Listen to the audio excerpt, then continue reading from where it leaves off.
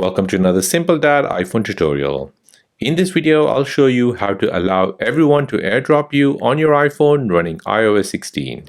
If you're new here, please subscribe to see more videos like this and don't forget to like this video. If you're having issues receiving an airdrop or sending an airdrop, then you need to enable this option. So you want to go into Settings. Next, you want to scroll down and tap on General. Now you want to tap on Airdrop. On this page, you want to select Everyone. Once you select Everyone, anyone around you with an iPhone or iPad can airdrop you. And that is how to allow everyone to airdrop you on your iPhone or iPad running iOS 16. If this video is helpful, then please subscribe to see more videos like this. If you have any other questions, then please do let me know in the comment section down below. Thanks for watching and see you in the next one.